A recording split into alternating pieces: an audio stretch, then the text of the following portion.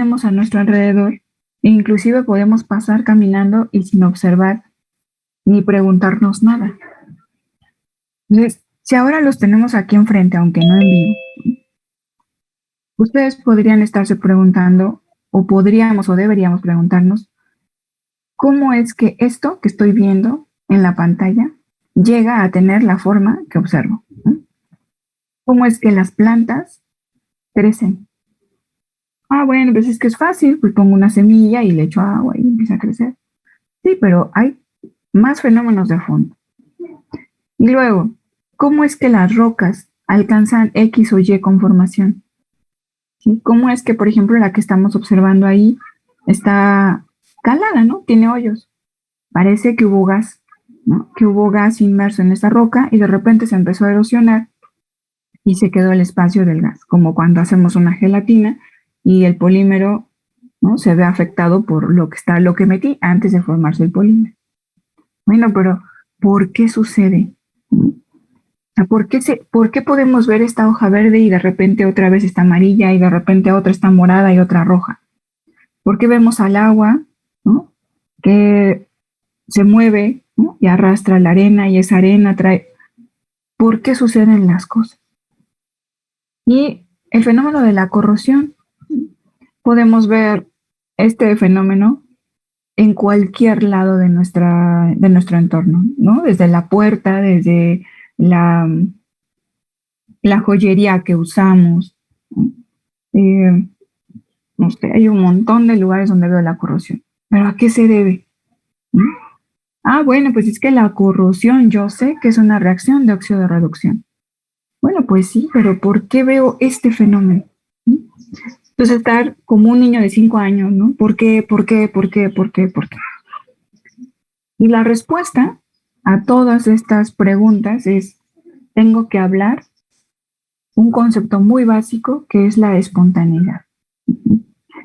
Y de lo que leyeron, ¿no? A ver, aquí la primera que tengo es a Catherine. A ver, Catherine, de lo que leíste, de lo que puse ahí como referencia en la plataforma y de lo que te acuerdas. ¿A qué se refería espontaneidad?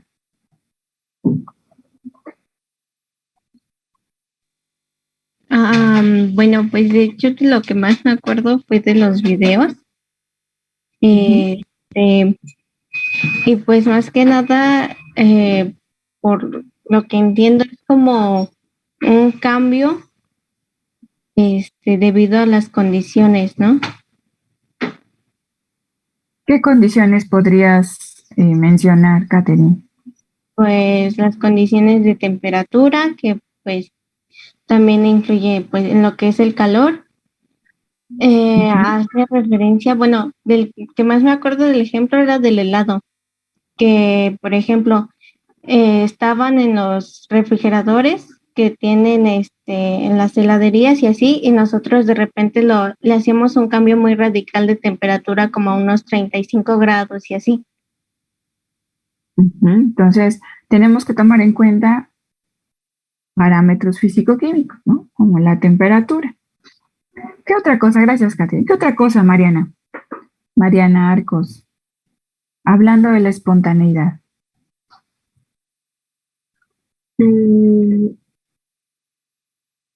Con respecto a la espontaneidad, no se me ocurre nada. Me quedo en blanco.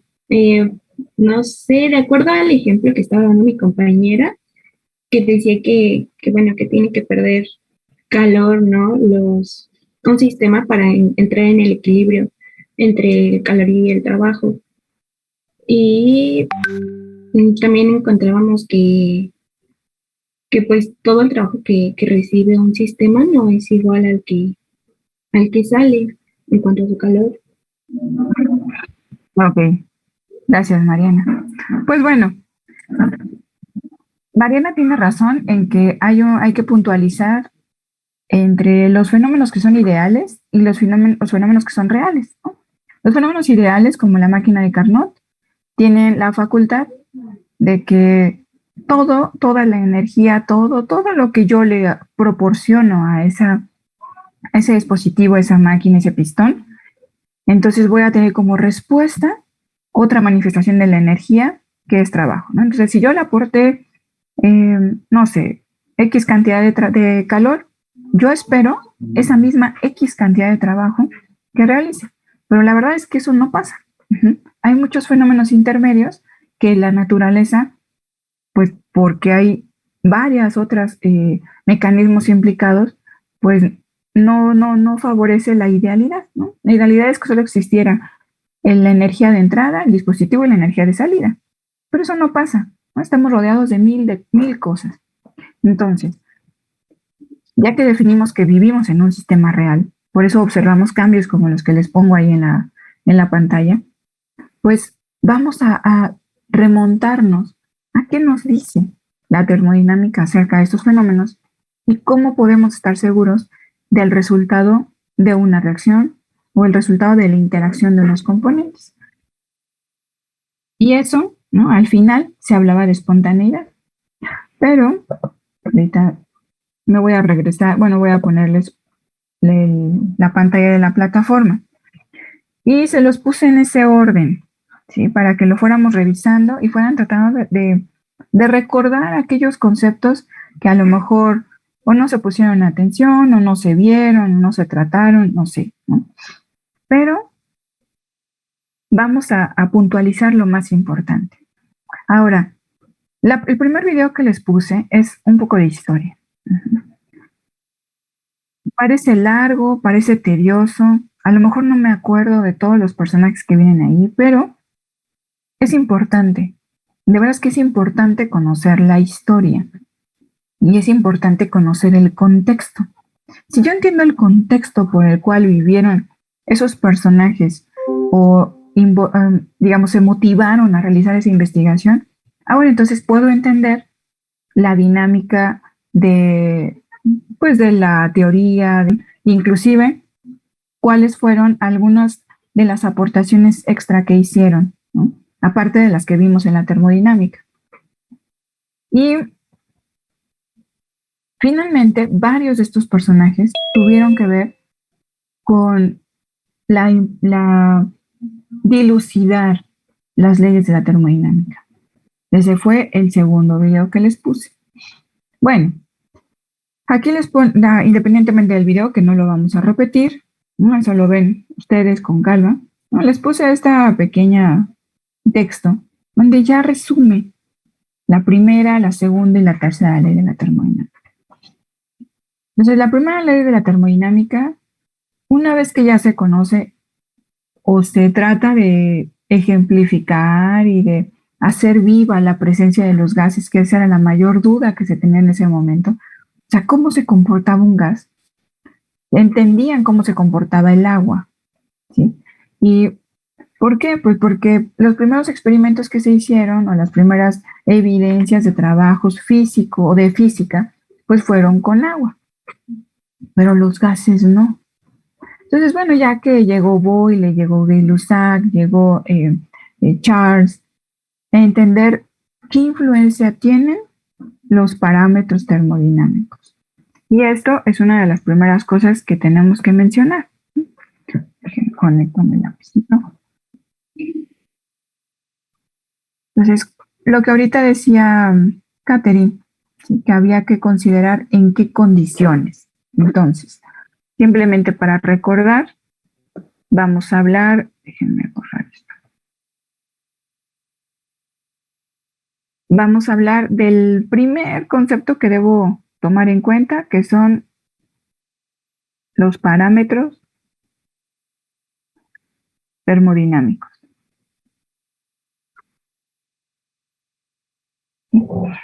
Entonces, acuérdense que la termodinámica se mide. Entonces, se mide, ¿cómo? Con las 4 variables que incluye la ley de los gases ideales. Y esos no se me olvidan: presión, volumen, temperatura y número de moles. Entonces, cuando estos científicos empíricos, ¿no? Charles, Boyle, Gay-Lussac, empezaron a experimentar con los gases, pues ellos no podían controlar todas las variables, pero nos dieron pie con sus experimentos a decir, bueno, ¿cómo es que interactúa presión-volumen? cómo es la respuesta de un gas cuando trabajo volumen y temperatura, ¿no? O presión y temperatura. Entonces, gracias a esas interacciones, pues tuvimos la ley de los gases ideales, o se llega a entender la ley de los gases ideales. Ya sabemos eso. Ahora queremos estudiar el comportamiento de esos gases y de las partículas. Entonces, se define la primera ley de la termodinámica. Acuérdense que una vez que se hablaba sobre la teoría cinética de los gases,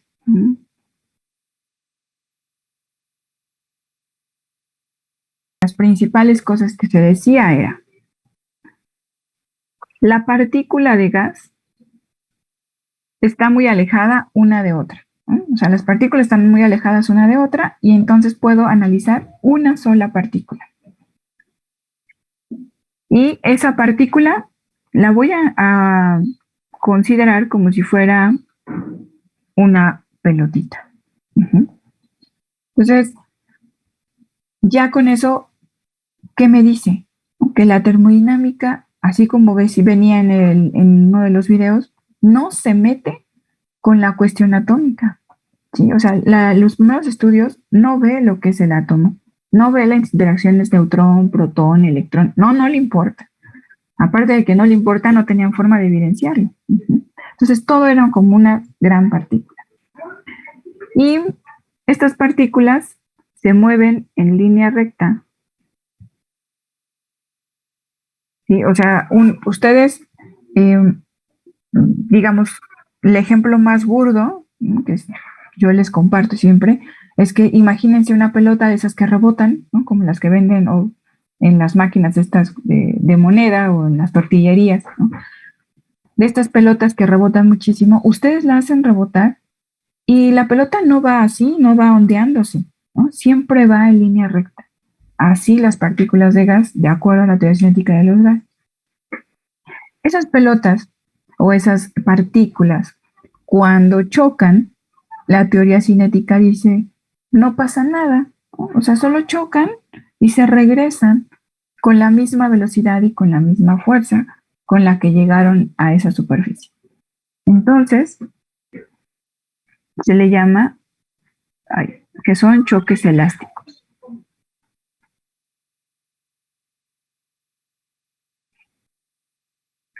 Sí, o sea que si la partícula llegó, chocó con una pared o con otra partícula, pues entonces se regresa en línea recta con la misma velocidad y con la misma fuerza con la que entró en un principio. Entonces, la teoría cinética de los gases nos marca bastantes condiciones de idealidad. Y dicen, eso está perfecto, pero necesito saber ahora cómo interaccionan partículas con partículas. Y es donde ya veían ustedes recipientes cerrados y entonces partículas de gas que interactuaban. Cuando se veían las partículas de gas que chocaban contra las paredes, entonces definíamos presión. Ya sabemos la proporción del espacio donde están. Podemos medir la temperatura y entonces ya les entró la duda. ¿Puedo medir la temperatura? ¿Qué es la temperatura? Y no me acuerdo que les haya puesto ese video, pero hay un video podría parecer muy infantil, pero es muy didáctico, ¿no? Del mundo de Bigman, que habla sobre justamente el valor de la temperatura. Pero entonces, ¿qué nos dice que es la temperatura? ¿No? La temperatura es el movimiento de las partículas. Y ahí sí se mete con las cuestiones moleculares. Y si recuerdan, la temperatura, que tiene que ver con el movimiento de cada partícula, estas partículas pueden moverse en 3 posiciones: rotar, trasladar y vibrar. Entonces siempre se están moviendo, siempre. Y a partir de este concepto de temperatura, entonces se deriva todas las evaluaciones de la primera ley de la termodinámica. ¿Cómo? Pues es que llega Joule, y también eso apareció en el video. Joule y con su experimento de Joule. Y donde este señor nos dice que solamente hay dos manifestaciones de la energía, y eso es como calor y como trabajo. Y así los definíamos, como Q y W. No hay más, calor y trabajo. Y entonces se define matemáticamente la primera ley de la termodinámica, que uno de los puntos que les puse en la plataforma es investiguen o recuerden las ecuaciones. Y a ver, Rodrigo, ¿cuál es la ecuación fundamental de la primera ley de la termodinámica? Rodrigo, ¿andas por ahí? Anda Rodrigo, no está. No sé, perdón, es que ya ve que me cuesta aprender el micrófono. A ver, Rodrigo, compártenos la ecuación de la primera ley de la termodinámica. Ahí, es la del cambio de energía interna, ¿no? Con la Q y la W. Delta U, ajá. Ah, ok, es Q menos W. Exactamente. ¿Sí? Entonces, gracias. La energía interna, ¿sí? O sea, esa energía que forma parte del sistema, o sea, de las partículas cuando vibran, cuando rotan, cuando se mueven, pues va a estar relacionado con los dos cambios, tanto de calor como de trabajo. Y aquí solamente no voy a entrar más en ello, solo voy a puntualizar para que estemos en el mismo contexto. Estas dos variables, dos variables que se manejan en la ecuación del lado derecho, que son calor y trabajo, son variables de trayectoria.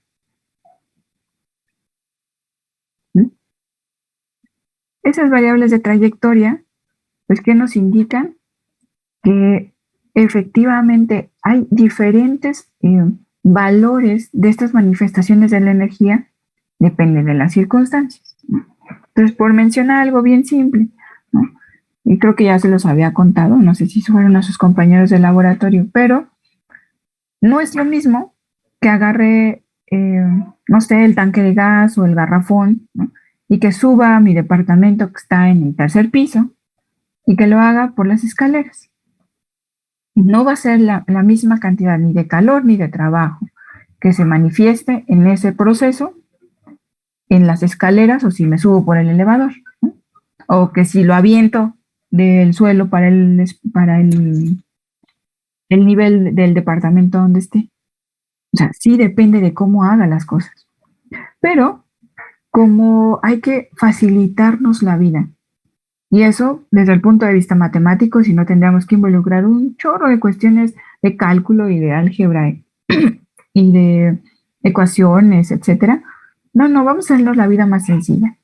Y ya para la ecuación de la primera ley, ya no me interesa, o sí evalúo un punto inicial y un punto final, pero no toda la trayectoria. Entonces, cuando asocio variables de trayectoria, pero ya solo me importa el punto inicial, digamos el punto 1 y el punto 2 del proceso, ya no me interesa el camino, sino solo el inicio y el final, entonces llegamos a variables de estado. ¿Mm? Variables de estado justamente porque solo me interesa el estado inicial y el estado final.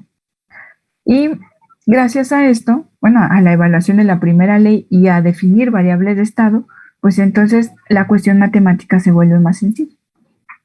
Pero incluyo las manifestaciones de la energía que existen en el universo, ¿no? Que son solo calor y trabajo. Y hasta ahí se acabó la primera ley. ¿Qué decía? Pues que la energía no se crea ni se destruye, solo se transforma. Y eso era todo. Entonces, en esta primera ley, nada tiene límite. ¿Sí? O sea, yo puedo evaluar todos los procesos y todos se van a llevar o pueden llevarse a cabo. ¿Sí? ¿Cómo qué? Bueno, pues puedo agarrar y cargarme el garrafón desde la planta baja hasta el tercer piso, ¿no? puedo agarrar y aventar el garrafón desde el piso hasta, desde el nivel, la planta baja hasta el tercer piso, sin ningún problema. Ujú. Puedo llevar a cabo una reacción en cualquiera de los sentidos.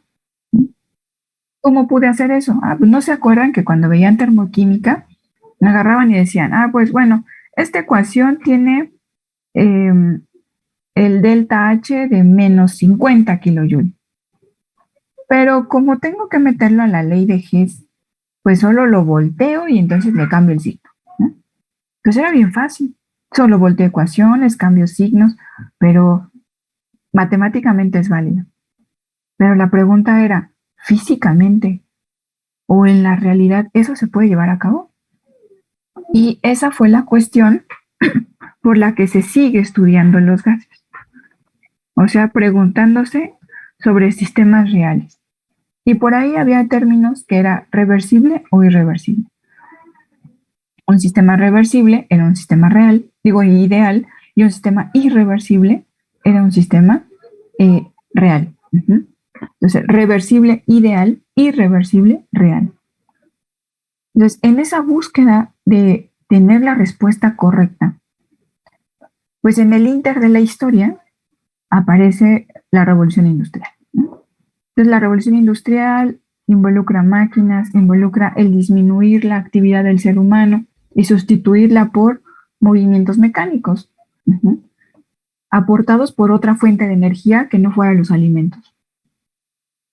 Y entonces, durante todo este proceso, ¿no?, de búsqueda y de análisis de las máquinas y todo, que todo fue muy empírico, pues había que meterle números porque ya queríamos la mejor de las máquinas. Y es cuando entra Carnot.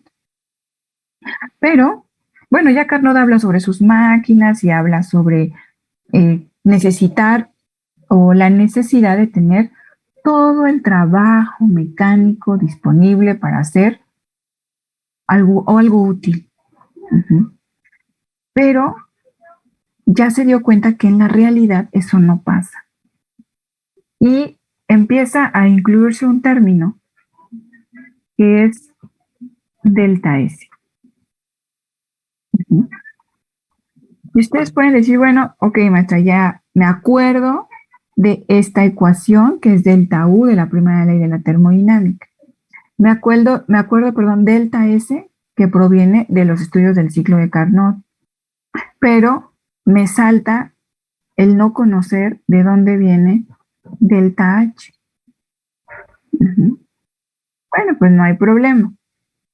Cuando estábamos en la primera ley, delta U tenía una limitante, ¿sí?, que esto solo se podía evaluar a volumen constante. Y había que encontrar un parámetro o una variable de estado que pudiera evaluar los procesos a presión constante. ¿Por qué era tan importante? Pues yo les digo, ustedes, ¿no?, ¿qué hacemos ordinariamente? Yo les digo, el laboratorio les dice, ¿saben qué? Pongan a calentar agua. Digo, siempre pongo este ejemplo, pero porque está bueno. Entonces ustedes están en su casa y calientan agua, ¿no? Ahí está el agua calentándose en su casa. Todo lo que está arriba de ustedes, o sea, toda esa masa de gas aquí, pues tiene una presión, ¿no?, que es la presión atmosférica. Generalmente hacemos los experimentos o trabajamos o evidenciamos un fenómeno ahí, en ese sitio, sin moverse. Eso es trabajar a presión constante. Porque lo que no hacemos es, por ejemplo, agarrar ese pocillo o esa olla y entonces y subirle el cerro, ¿no? O sea, ir subiendo el cerro y haciendo el experimento y calentando. Eso no lo hago. Me mantengo en un lugar fijo donde la presión atmosférica es fija. Y entonces, como eso es lo que normalmente hacemos, necesitábamos una variable de estado que trabajara en esas condiciones ordinarias. Y esto nos lo da específicamente el delta H. Y también hay otra cuestión muy interesante a partir de este delta H. Y a ver quién sigue, así como los tengo.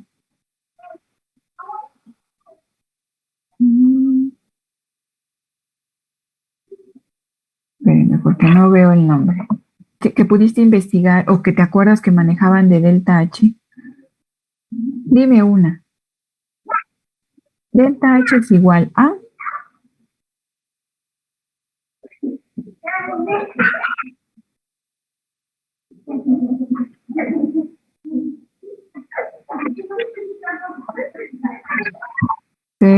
Bueno, y ahí ya nos adelantamos un poquito, ajá.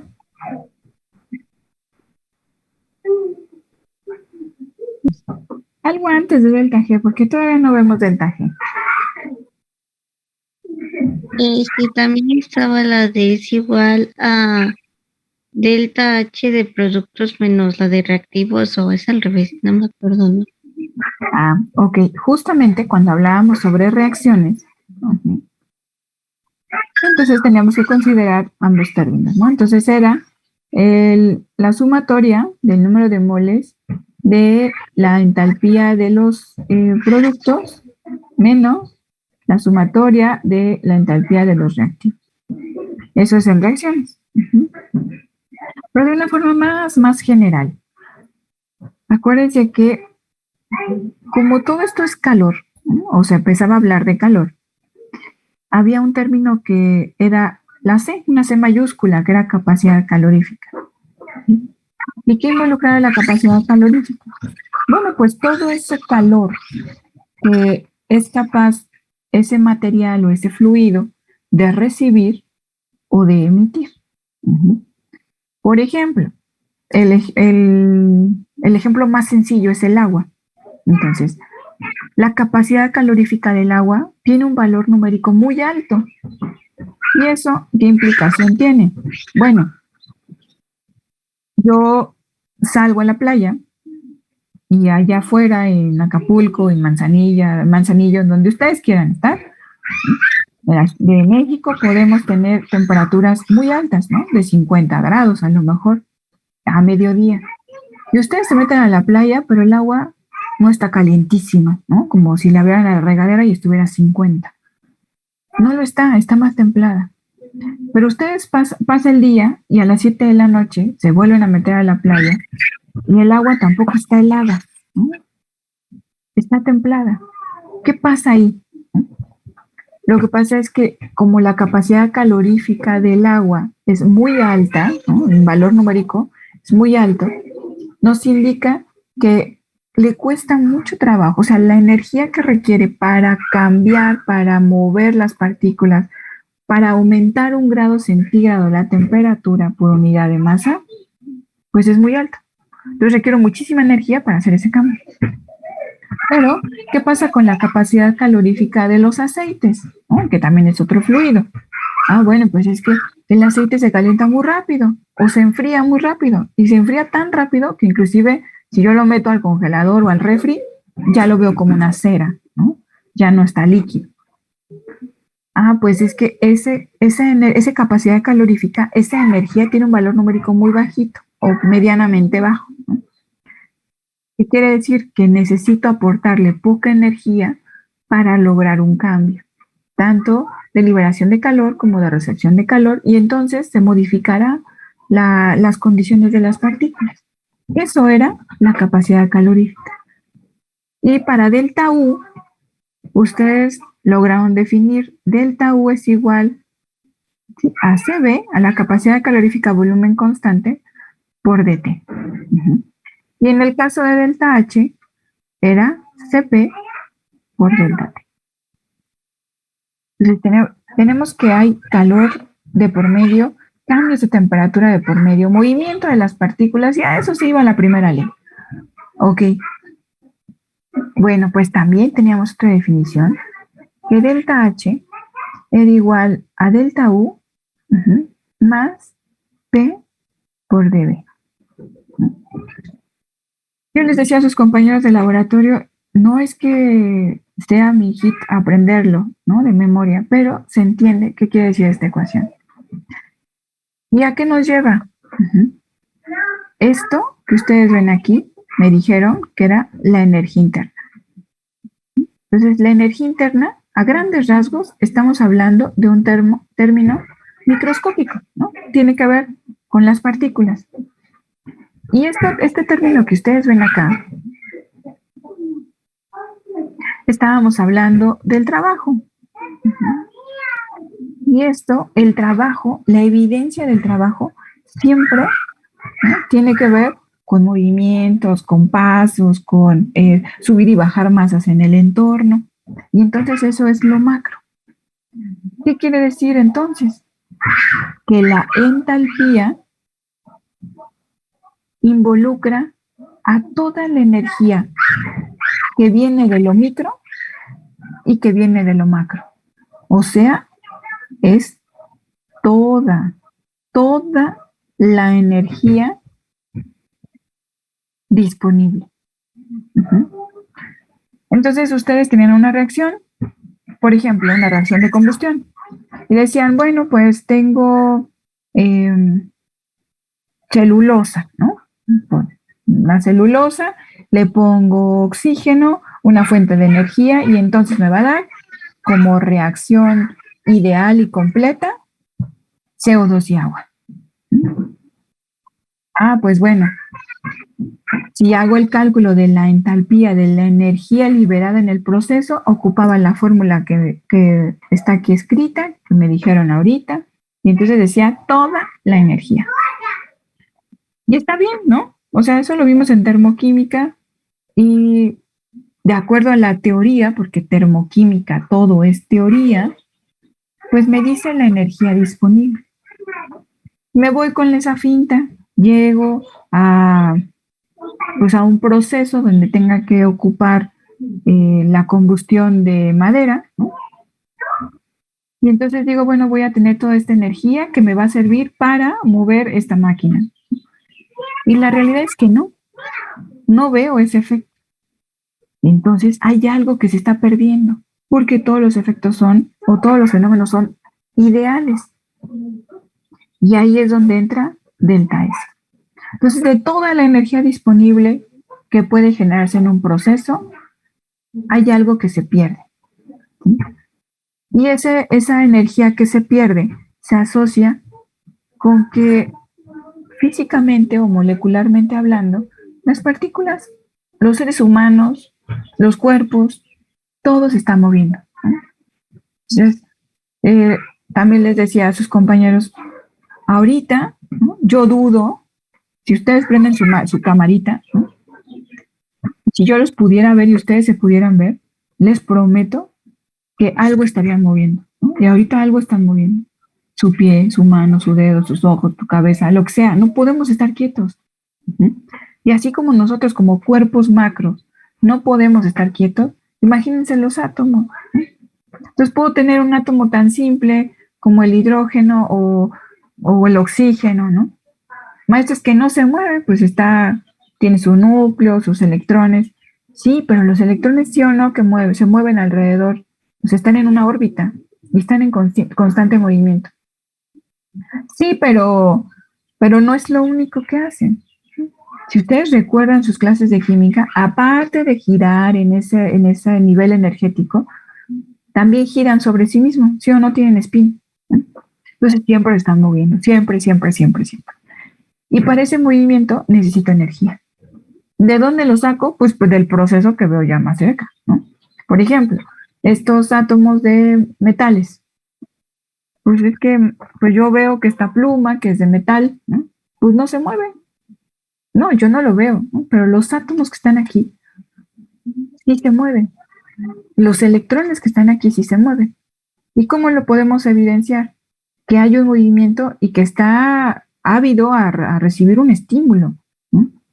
Ah, pues es que si le coloco unos electrodos aquí, ¿no?, y una pila, segurito pasa electricidad, porque pues esto es un metal, ¿sí? Y eso es gracias al movimiento, porque se comparten los electrones y están buscando siempre el equilibrio. O sea, el universo siempre trata de llegar al equilibrio.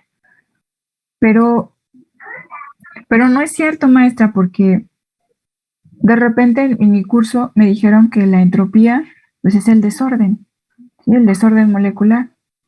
Bueno, no es el desorden, ¿sí?, no es un desorden. Es necesidad constante de un cuerpo de estar en movimiento y de equilibrar al entorno. Entonces, el cuerpo se mueve, el entorno también se mueve. Pero si el cuerpo se calienta, el entorno se enfría. Entonces, tratamos de llegar al equilibrio con el entorno, de tal suerte que la entropía del universo va a tender a ser cero. Por muchas razones. Pero la justificación más sencilla es esta. Vamos a tratar de llegar al equilibrio. Bueno, pues esta delta S, físicamente hablando, ya no numéricamente hablando ni en las ecuaciones, pues es la energía que se absorbe o se libera en procesos diferentes al de interés. O sea, cuando a mí me interesa mover un motor, sí, pero de repente yo sé que el motor se calienta. Entonces parte de la energía que ocuparía para mover el motor, pues ya se va en que se caliente el metal. Ah, pues es que a mí me interesaría que toda la energía que se ocupa en un electrodo para soldar, ¿no? Ya ven ahí a los señores que realizan las soldaduras y se liberan los chispazos, ¿no? O sea, es evidente, ¿no? Hasta ellos tienen la careta que están los chispazos. A mí me gustaría que toda la energía disponible en los electrodos se fuera justamente a hacer la soldadura, pero no, se libera al entorno en forma de calor y en una manifestación energética de fuego, ¿no? Entonces, no todo lo que yo tengo disponible para aportar se va a ocupar en el proceso. Entonces, lo que no se ocupa en el proceso es ese delta S. Y ahí se quedó la segunda ley de la termodinámica, ¿no? La tercera ley va muy ligada a ello, ¿no? O sea, de que ningún proceso puede llegar, más bien no podemos alcanzar el cero absoluto. Y se cree que los cero absoluto pues son los sólidos, cristalinos, puros, etc. Pero no lo llegamos porque estamos hablando de un proceso que es real. Y entonces como que las cosas de la termodinámica se quedaron muy pasmadas. Delta U, delta H y delta S. Ajá. Pero eso no me dice nada. La verdad es que hasta ese momento no decía nada de la realidad de los fenómenos. O sea, yo podía calcular la cantidad de energía que había disponible en función de los parámetros. Podía entender que ya no estoy hablando de un proceso ideal, sino real. Pero ¿cómo sé que el proceso que estoy proponiendo, que estoy estudiando, sí es factible o no es factible? Y es ahí donde ya entra, ya voy a borrar todo esto, este concepto de equilibrio. Y ese concepto de equilibrio lo va llevando, lo va gestando este señor de la foto, que es Gibbs. Entonces, este señor Gibbs muy sabiamente asoció todas las variables de estado junto con los parámetros termodinámicos más simples y llegó a la ecuación de Gibbs. Y a ver, Saraí, ¿tú te acuerdas si está por ahí Saraí? Sí. A ver, Saraí, ¿te acuerdas cuál es la ecuación de Gibbs? Creo que sí. A ver, déjeme recordarla. Lo que recuerdes, Saraí, tampoco es. Ahí están los libros, ahí está el internet. Ok. Déjeme, aquí tengo mis apuntes del semestre pasado. De la regla de fase de Gibbs. Un poquito antes, la más sencilla. Es que nosotros solamente vimos esa, que es F igual a C menos P más 2. Esa es la ecuación. ¿Profesora? Sí, la regla de fases. Mande. Yo encontré en mis apuntes una de Gibbs, no sé si sea la del cambio de energía. A ver, dímela. Que es el cambio de la entalpía menos la temperatura en Kelvin y por el cambio de la entropía. Ok. Gracias.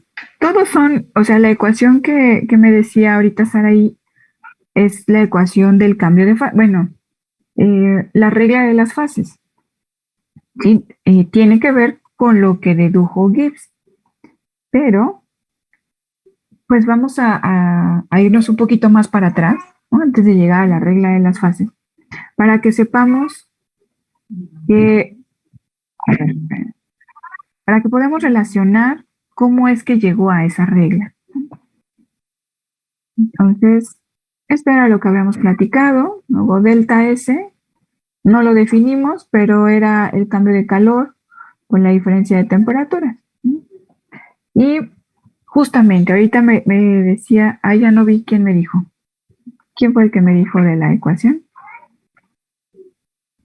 Yo, Rodrigo. Rodrigo. Muy bien, gracias, Rodrigo. Sí, así como Rodrigo nos dice, esta es la ecuación fundamental de la energía libre de Gibbs. ¿Sí?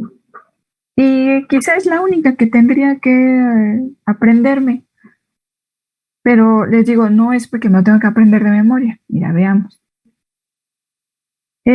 Cuando Gibbs relaciona todas estas variables de estado, dice, ok, ya tengo el concepto o cómo conocer toda la energía disponible, ¿sí?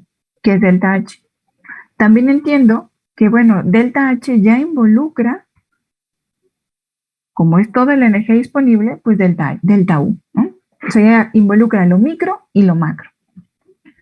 Y luego también tengo que relacionar la energía que se disipa del proceso, no se ocupa en el proceso, que es esta.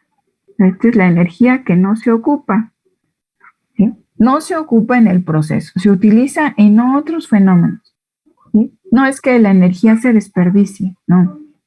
No se utiliza en lo que yo quiero estudiar, en el sistema que yo definí. Y entonces deduce esta ecuación que viene también en una de las secciones que les pongo de la plataforma y en uno de los videitos, ¿no? Les pongo un link, viene un poco de información y abajo viene un video que ejemplifica a partir de una ecuación química cómo podemos definir delta G de manera numérica, ¿no? Pero así, muy simple, muy sencillo. ¿Qué nos dice? Bueno, delta G, la definición de delta G va a ser la energía disponible para hacer trabajo útil.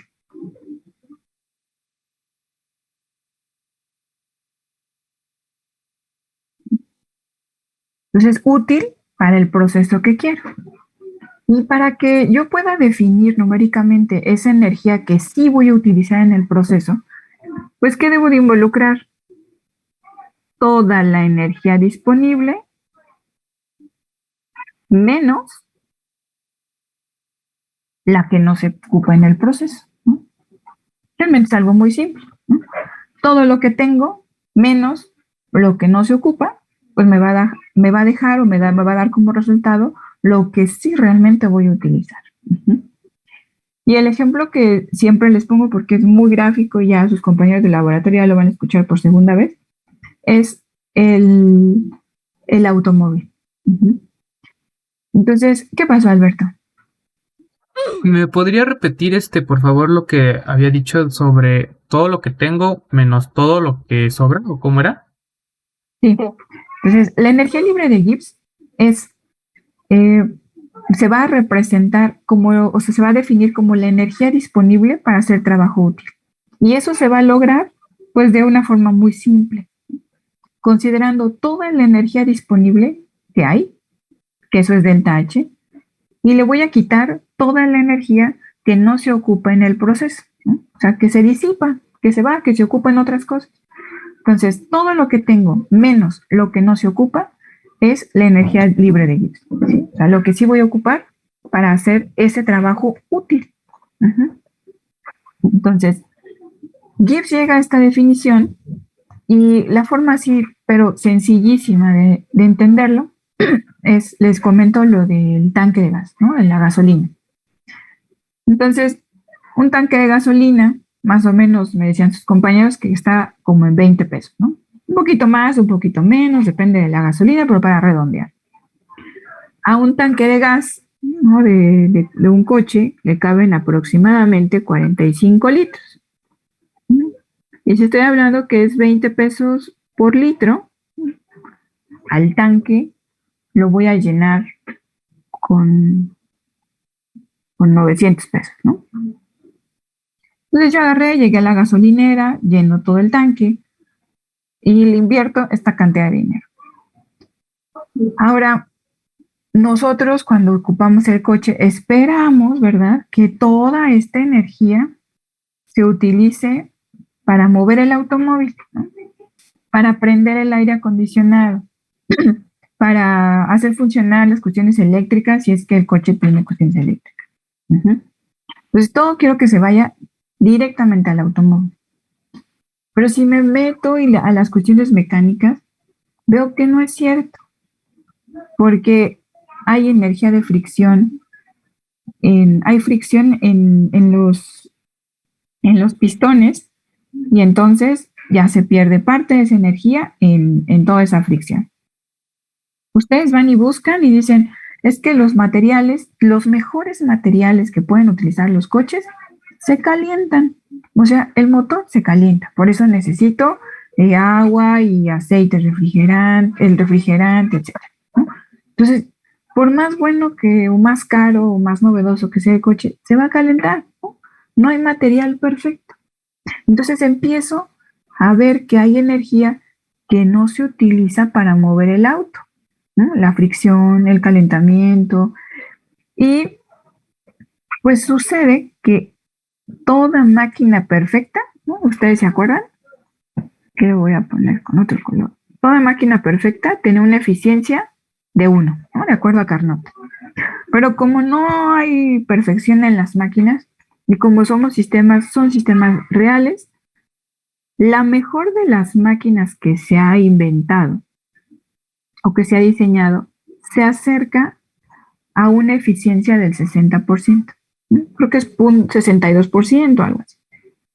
Pero como, por lo menos el coche que tengo yo, y que no es nada nuevo, no creo que sea la mejor de las máquinas perfectas, ¿verdad?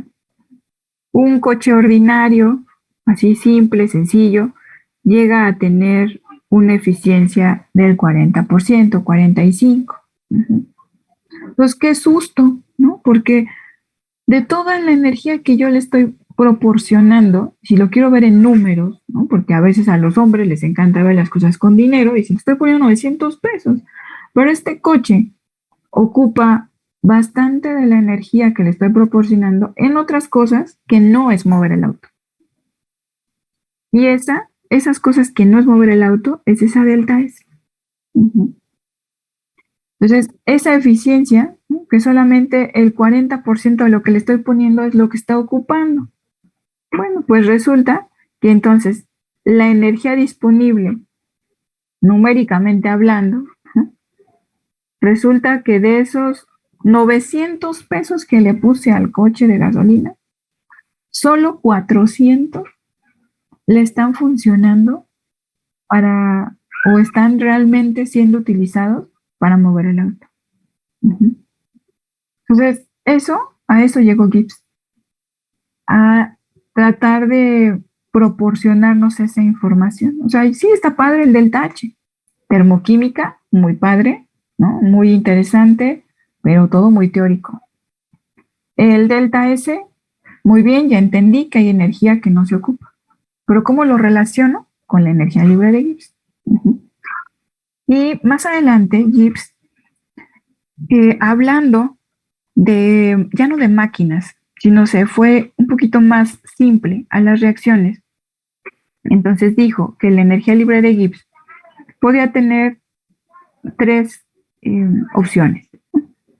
Ser la energía mayor a 0, igual a 0 o menor a 0. Cuando hago el análisis de la energía libre de Gibbs en un proceso, en una reacción, y esa reacción, ¿no? Que finalmente también es la energía libre de Gibbs de los productos menos de los reactivos, igual que como evaluaron delta H, igual que como evaluaban delta S, si esa diferencia entre productos y reactivos era mayor a cero, el proceso él lo definió como no espontáneo. Si el proceso o este cálculo igualaba a cero, entonces estábamos hablando de una situación de equilibrio. Y si esa diferencia de productos y reactivos era menor a cero, entonces el proceso sí era espontáneo. ¿Qué quiere decir la espontaneidad? La espontaneidad no es más que la capacidad o la facultad de que el proceso sea factible. ¿Sí? O sea, la espontaneidad habla de que el proceso sea factible, o sea, que se pueda llevar a cabo. Pero aclaro, esta factibilidad, ¿sí?, no tiene nada que ver con el tiempo.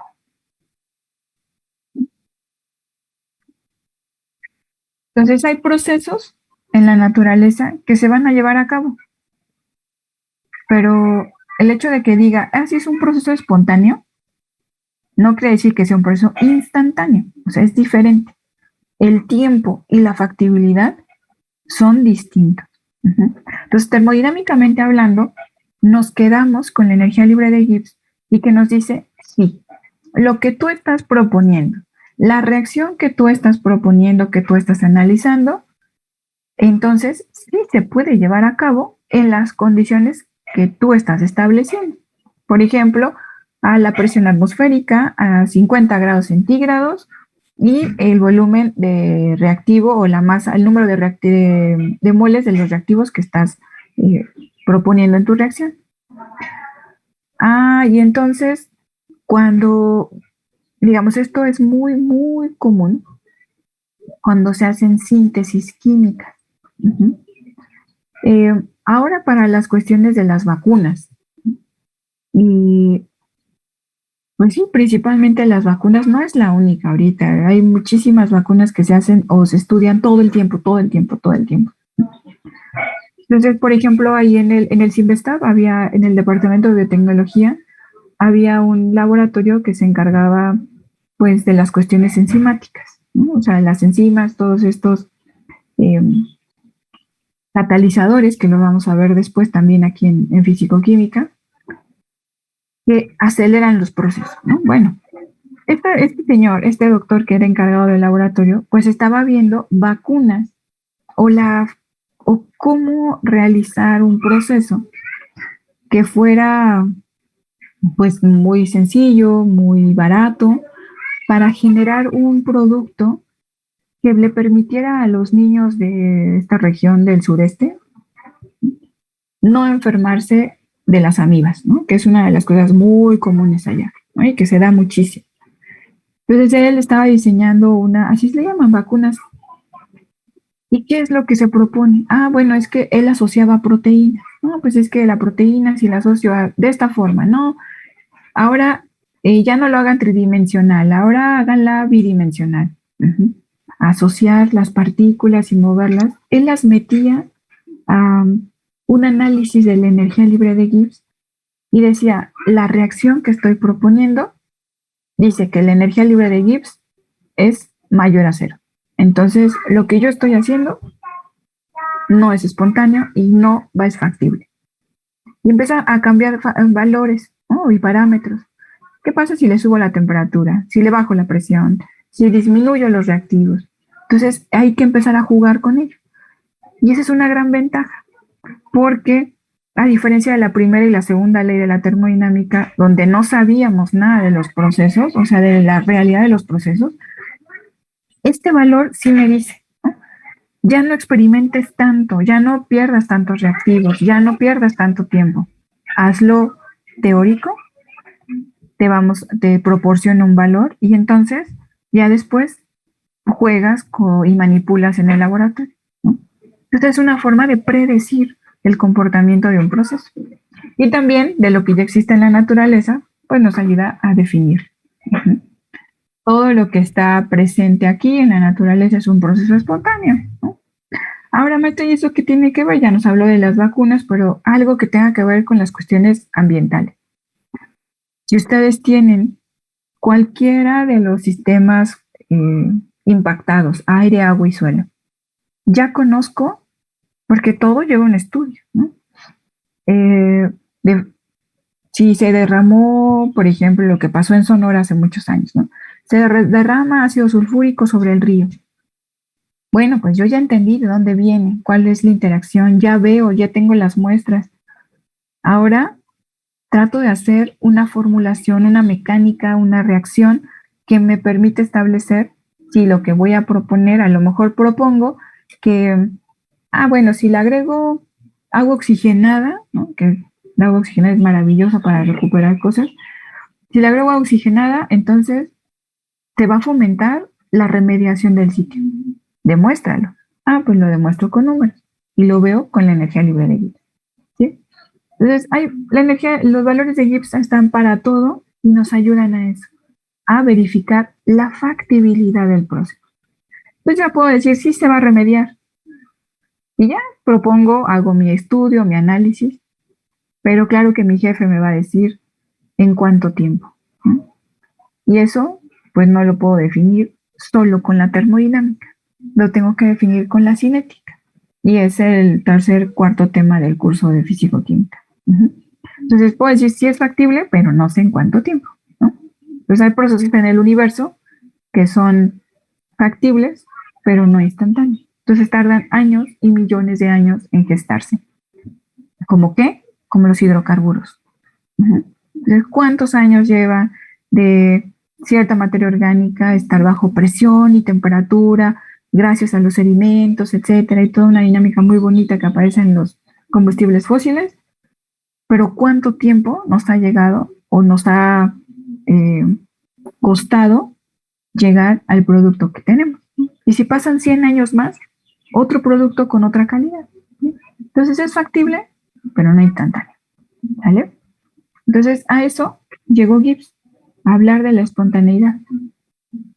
Y después hubo una necesidad, ¿sí? La necesidad de no hablar de la energía libre de Gibbs así, tan simple, sino hablar la energía libre de Gibbs molar.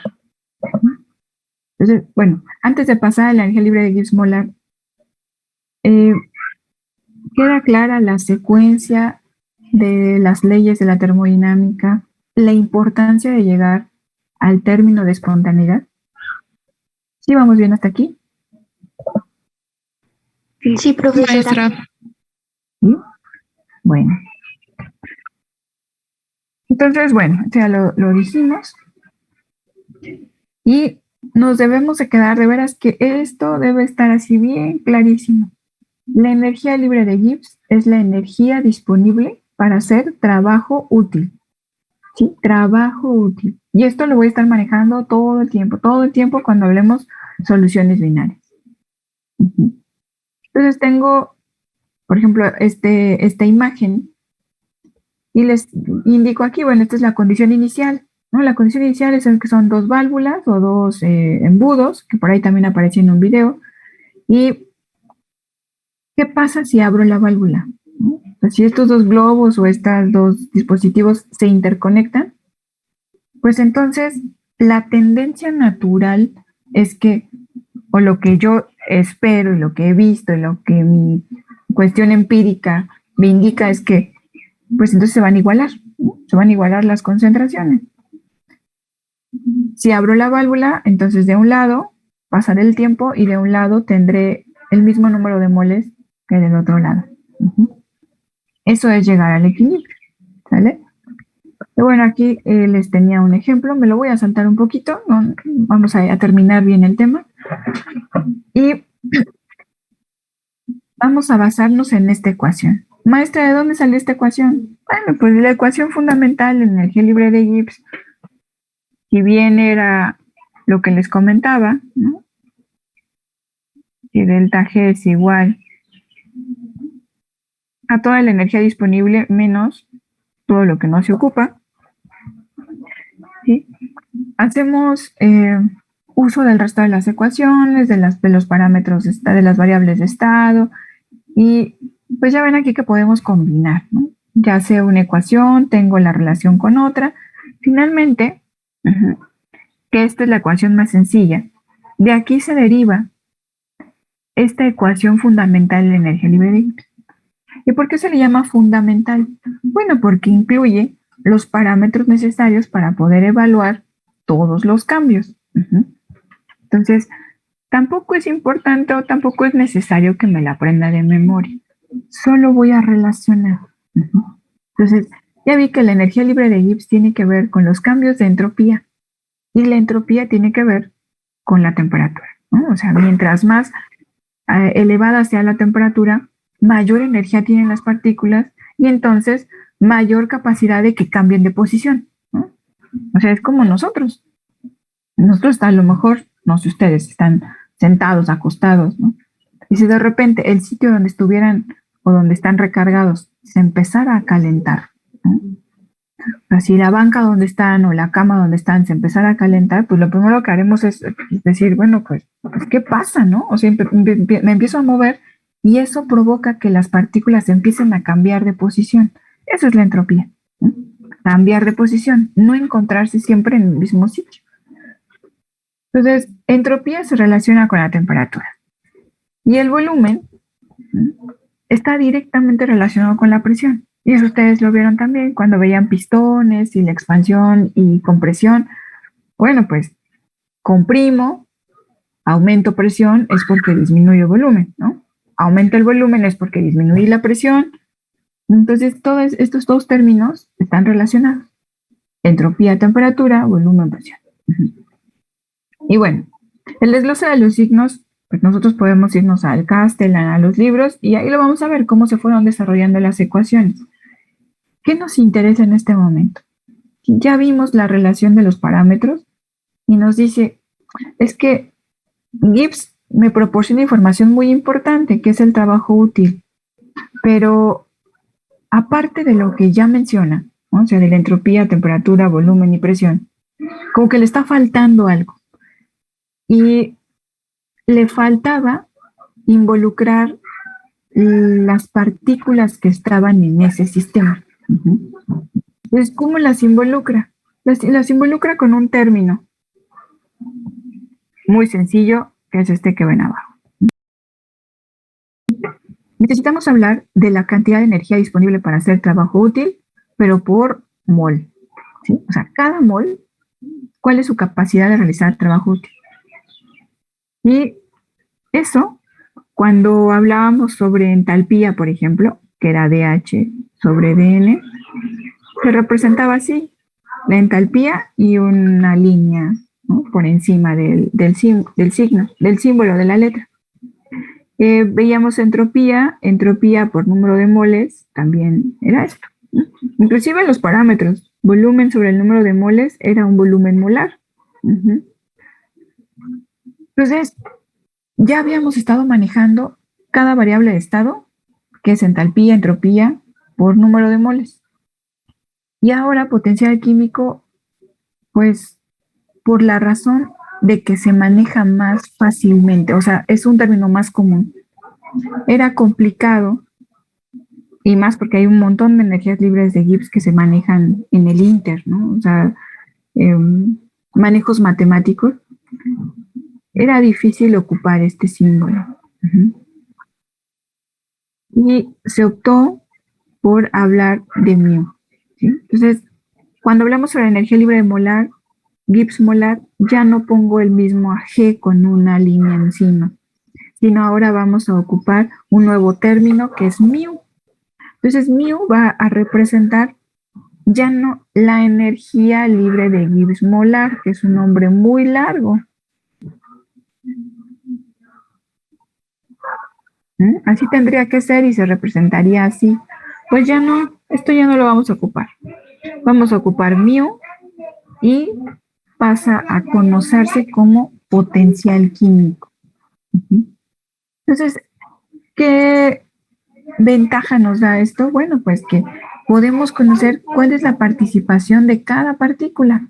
¿Y por qué es importante? Bueno, pues porque ya no voy a hablar o ya no va a ser útil este término solo para gases, sino también para fluidos en general y para sólidos.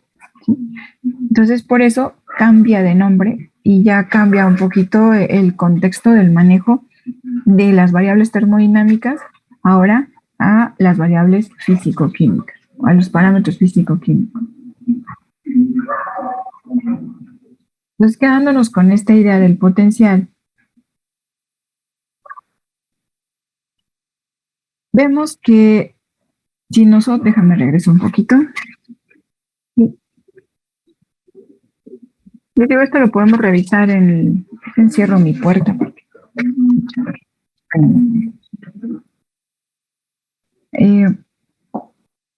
Esto lo podemos ver en el Castellan, ¿no? En cualquier libro de físico-química, solo es para que ustedes vean de dónde sale. Entonces, esta entropía que ven aquí,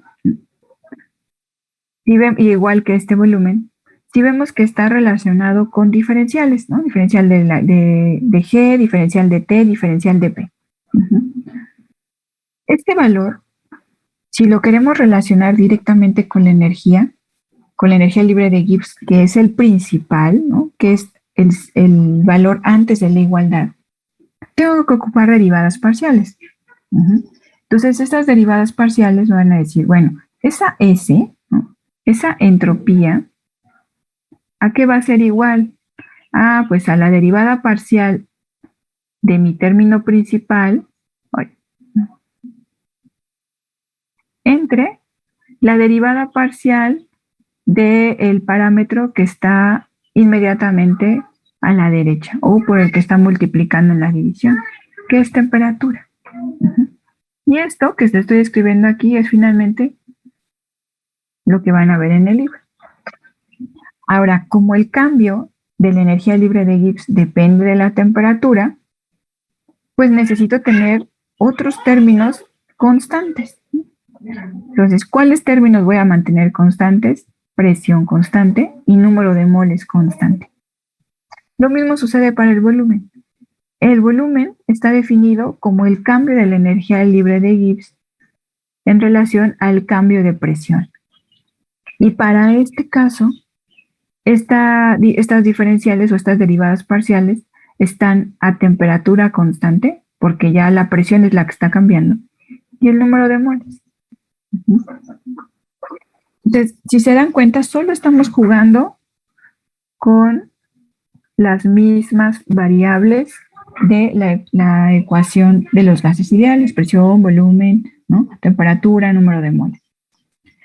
Entonces, de ahí, ¿no? De que la entropía es el cambio de la energía libre de Gibbs por unidad de temperatura, el volumen es el cambio de la energía libre de Gibbs por presión o por cambios de presión a temperatura y número de moles constantes.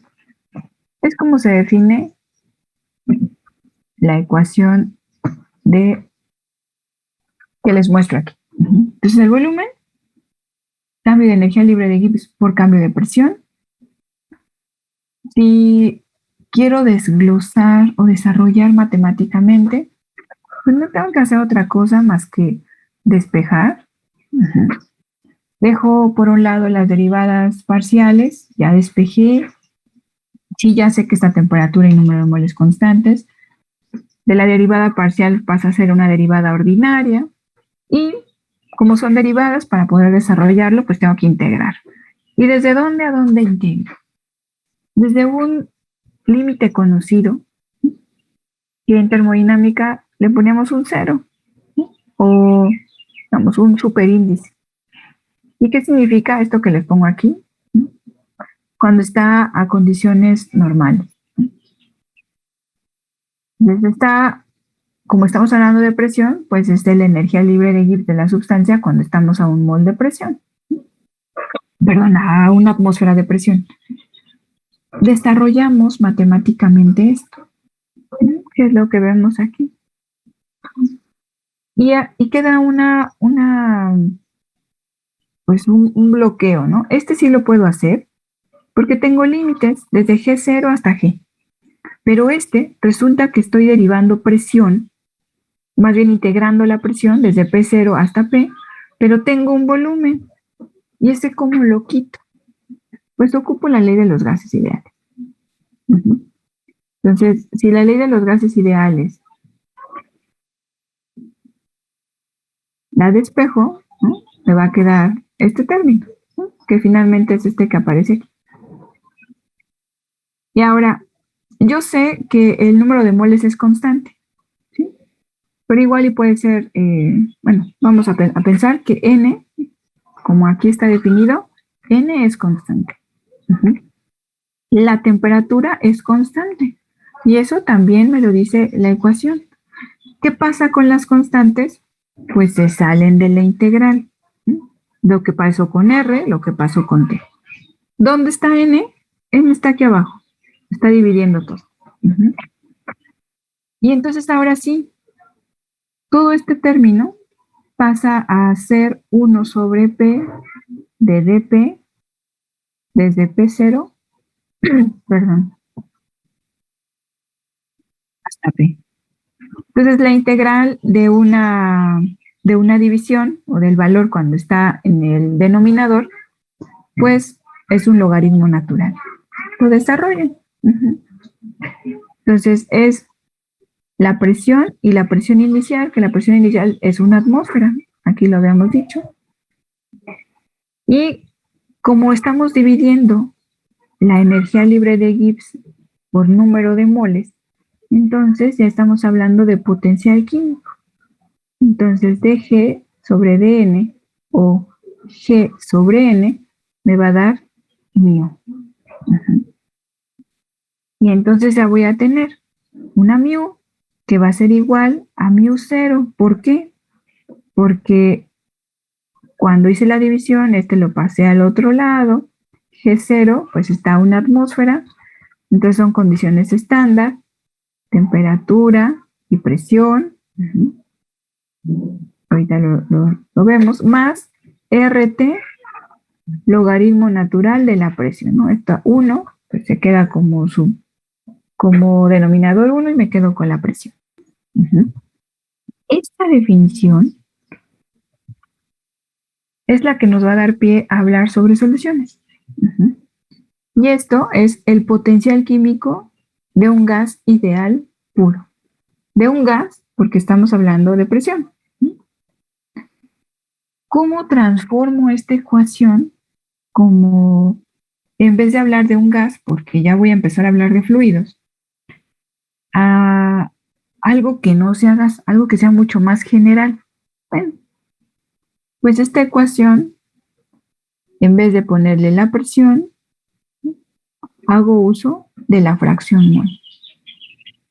Entonces me queda la misma relación que el potencial químico es igual al potencial químico en condiciones estándar más RT por el logaritmo natural de la fracción mol.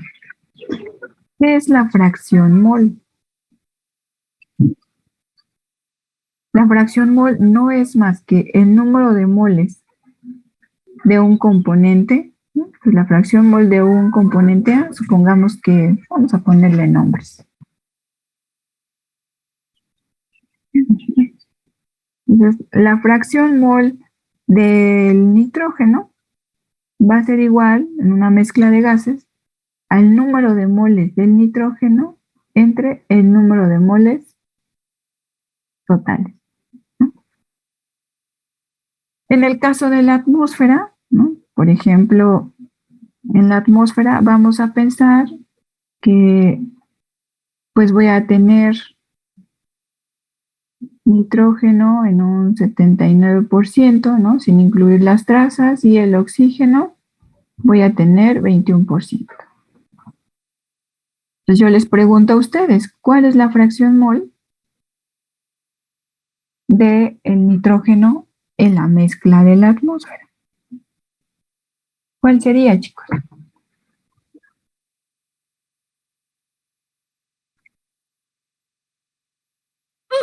Maestra, ¿sería una división del 100% entre el oxígeno? Pues 79. exactamente, punto 79. ¿Cómo llegamos a eso? Pues ¿cuánto es un número de moles? Suponiendo que son 100 moles, ¿no? 100 moles en la atmósfera. ¿Ustedes ya llevaron balance o están en eso? Estamos en eso. Bueno, Bueno, pues en balance podemos hacer uso de bases de cálculo, etcétera, ¿no? En base de cálculo yo defino, bueno, quiero 1, 2, 100, 1000 unidades. Entonces, suponiendo que tenemos 100 moles, ¿no? De esos 100 moles, 79 son nitrógeno y 21 son oxígeno. ¿Cómo puedo saber la fracción mol? Bueno, pues, ¿cuántos moles son de nitrógeno? Pues 79, ¿no? ¿Y cuántos moles son totales? Pues 100. Y entonces la fracción mol será de punto 79. ¿Sale? Entonces, maestra, pues es que no tengo 100 moles, tengo 10 moles. Bueno, pues la relación es la misma. Si tengo 10 moles, entonces de esos 10, 7.9 son de nitrógeno y 10 son totales. ¿Estos 10 de dónde salen? Pues de 7.9 más 2.1. Y el porcentaje será siempre el mismo. ¿Sale? Entonces, eso es con 2. ¿Qué pasa si tengo 3 gases? Bueno, pues entonces voy a tener que la fracción mol del gas 1 va a ser el número de moles de ese gas entre el número de moles del gas presente, del otro y del otro. Si tengo 5 gases, pues va a aparecer lo mismo, ¿no? Desde A, B, C, D, E, ¿no? La sumatoria. Entonces, es esa proporción del número de moles del componente que estoy analizando entre el total. Esa es la fracción mol. Entonces, una vez que tengo fracción mol, entonces ya no va a haber mayor complejidad en pensar si es un gas, ¿no? Porque un líquido, para que le mida la presión a un líquido, híjole, tengo que medir la presión hidrostática, presión atmosférica, sumar la manométrica, etc. Entonces, resulta más complicado. Pero si hablo sobre fracción mol, bueno, pues sí puedo conocer cuántos moles de alcohol, ¿no? Tengo en una mezcla de solventes, ¿no? Eso sí lo puedo conocer. ¿Cómo lo puedo conocer? Bueno, pues ya sé cuánto le puse, ¿no? O como lo que van a ver en uno de sus ejemplos de laboratorio, o lo destilo, ¿no? Entonces ya puedo separar y puedo saber cuánto hay de cada componente. Y con eso conocer la fracción mol. Entonces, con esta ecuación que ustedes ven aquí, es con la que nos vamos a quedar en esta sesión, ¿sí? Es la ecuación del equilibrio químico para las mezclas. Y ya no tan solo de gases, ¿sí? Sino de los fluidos. Y con esa información vamos a poder entrar a lo que es las soluciones, ¿sí? Y empezar a hablar sobre los componentes y la importancia y qué implicaciones tiene la presencia de diferentes soluciones, de diferentes componentes en una solución, ¿no? Y su efecto. ¿Sale, chicos? Entonces hasta aquí nos quedamos y el lunes empezamos a ver este tema.